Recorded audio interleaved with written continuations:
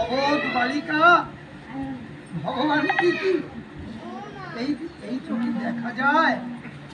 দেখতে হলে দিব্য চক্ষুর প্রয়োজন। যে এমনই, তাহলে আমাকে এমন একটা দিব্য চক্ষু দাও যার দ্বারা আমি গোবিন্দ ভগবানকে দর্শন করব। বললেন যে ওরে, দীক্ষা না নিলে তো সেই চক্ষু ফুটে না। কেননা দীক্ষা গ্রহণ করলে গুরুদেব তাকে ভগবত দর্শনের চক্ষু দান করে। যেমন আপনারা ভগবানের সাধনা করার জন্য গুরুর কাছে দীক্ষিত হন, গুরুর প্রণাম করেন। প্রণামে কি পাওয়া যায়?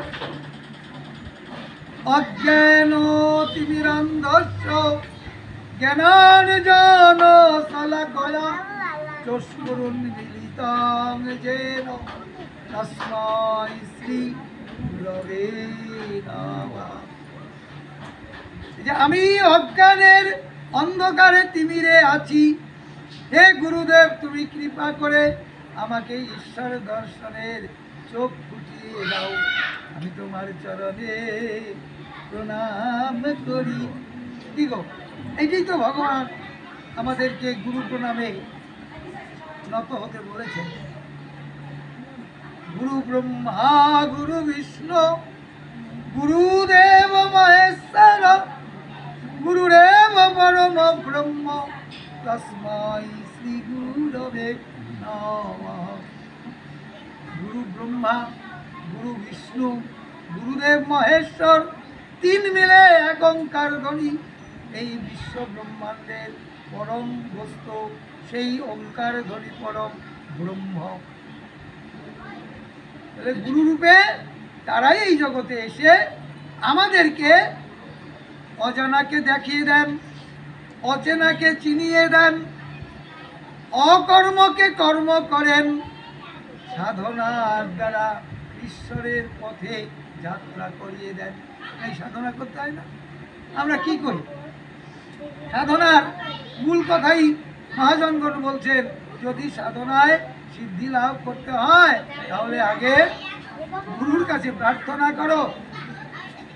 কি প্রার্থনা করবে? আপনারা সবাই গাবেন, ভব সাগর তারণ তারণ হে রবি নন্দন বন্দন বন্দন হে ভব সাগর তারণ তারণ হে রবি নন্দন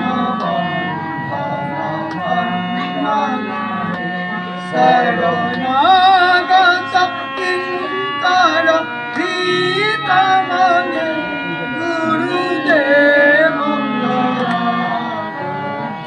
দীনদাসে শরণাগত কিঙ্কর ভীতমনে গুরুদেব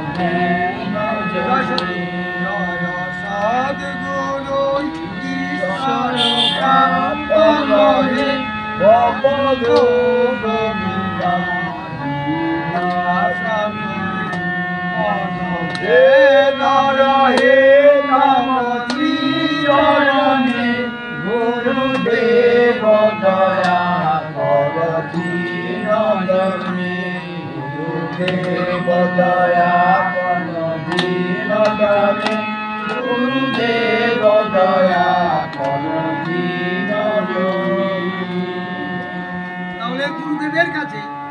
দীন চিত্তে আকুল প্রাণে ব্যাকুল হয়ে এই প্রার্থনা করতাম।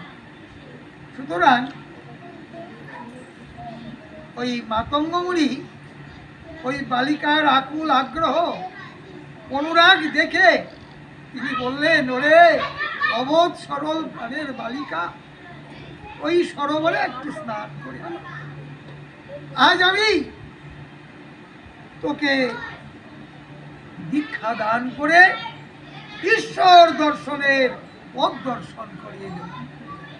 দীক্ষিত করলেন, করে বললেন, শবরী রে,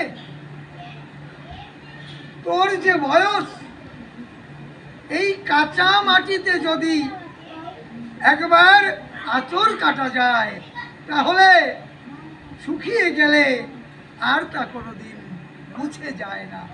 অর্থাৎ শিশুকালে কাঁচা বয়সে যদি একবার ভগবত ভজনে ভক্তির উদয় হয়ে যায়, সারা জীবনেও এই ভক্তি কোনোদিন শেষ হয় না, মুছে যায় না, জীবন উত্তর উত্তর শুদ্ধ হতে থাকে, ভগবানের দিকে যাত্রা করতে থাকে।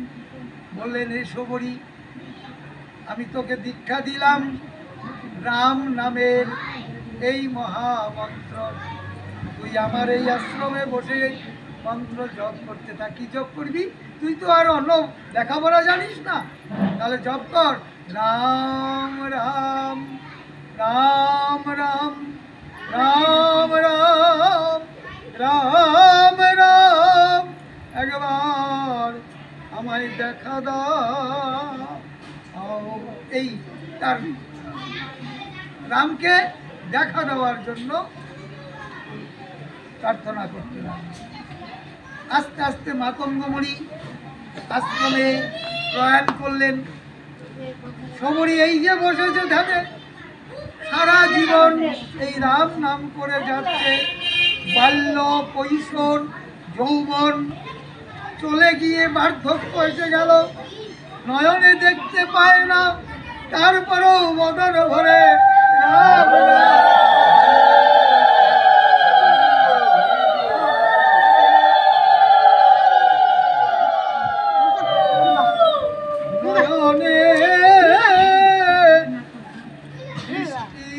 অবসান হলো, তবু না রামের দেখা পেল। ঠিক এমনি সময়ে ওই যে বনবাসে রামচন্দ্র যখন সীতা দেবীকে হারিয়ে ফেলল, ঠিক তখন এই পম্পা সরোবরের তীর দিয়ে হা সীতা বলে যখন যাচ্ছিলেন, তখন তিনি করুণ কণ্ঠে শুনতে পেলেন, রাম রাম রাম এলি বাবা, আমার তো প্রাণ চলে যাওয়ার সময় হলো। হরে কৃষ্ণ। বাল্যতে বসেছে, এবার বার্ধক্যের টানে জীবন যাবার পথ হয়েছে। তারপরেও রাম নাম ভুলেনি, ডাকছে। রামচন্দ্র শুনলেন, পরম ব্রহ্ম রাম ভক্তের আকুল প্রাণের ডাক না শুনে কি পারে? শুনে বললেন, ভাই লক্ষ্মণ রে, এই জগতে মায়ের মতো স্নেহের আর কেউ নেই।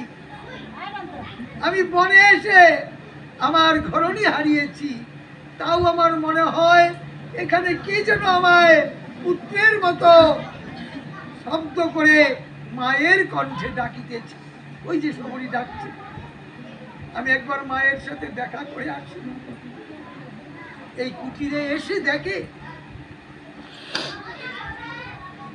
মৃত্যু শয্যায় শায়িত শবরী, সমস্ত দেহ শিথিল হয়ে গেছে, তারপরেও বদনে রাম রাম রাম এলি বাবা এরকম রামচন্দ্র বলছেন, কে গো মা, আমার বিপদের দিনে তুমি আমার নাম ধরে ডাকছো, একবার বলো।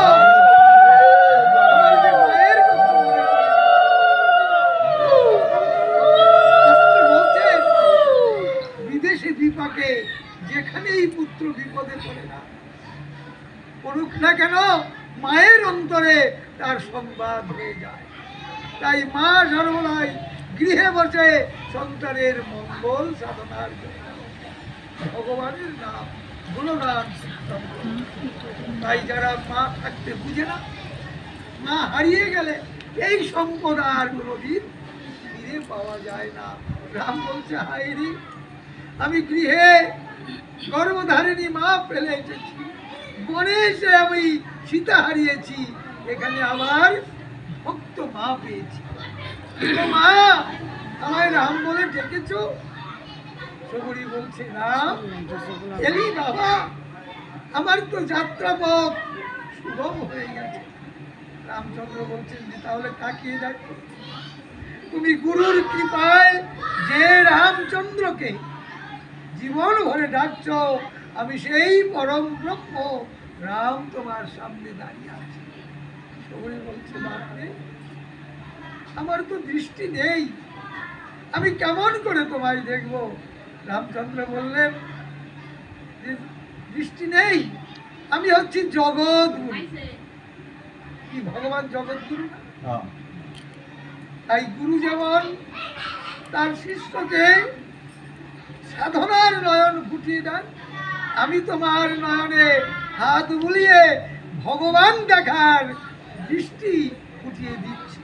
হাত বুলিয়ে দেওয়ার সাথে সাথে সবরি দেখতে বলো, হলকা তিলকা ভালে বনমালা গলে গলে রাম চরণ দাঁড়ায়ে আছে। তিলকা ভালে বনমালা গলে গলে রামচন্দ্র দাঁড়ায়ে আছে। রাম বাবা, আমি তো তোকে পুত্র বলে ডেকেছি, তুই আমার মা বলে ডেকেছিস, কিন্তু আমি তো তোকে কিছু সেবা দিতে পারলাম না। হাতিয়ে হাতিয়ে দেখলো একটি শুকনো ফল ঘরে আছে, সেই ফলটি রামের হাতে দিয়ে বলেছে, বাবা আমি ডেকেছি কিন্তু সেবা দিতে পারি নাই। পুত্রকে সেবা দেওয়া মায়ের বাৎসল্য রস, আর মায়ের সেবা দেওয়া পুত্রের সাধনার কর্তব্য। এই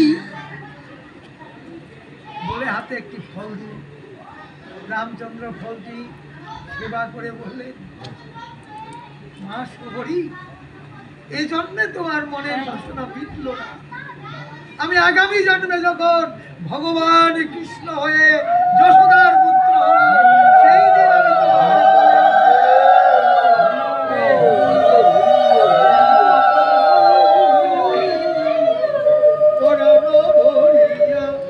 ডাকিব, তোমার কোলেতে বসিয়া আমি লইব ফল মোর হাতে। এই যে প্রতিজ্ঞা করে ফেললেন, ভক্তের কাছে ভগবান বাধা পড়ে গেল, এর নাম হলো সাধন।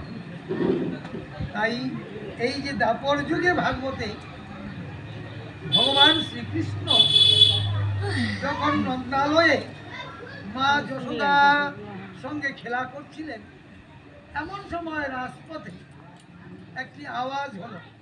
শ্রী সুখদেব গোস্বামী বললেন,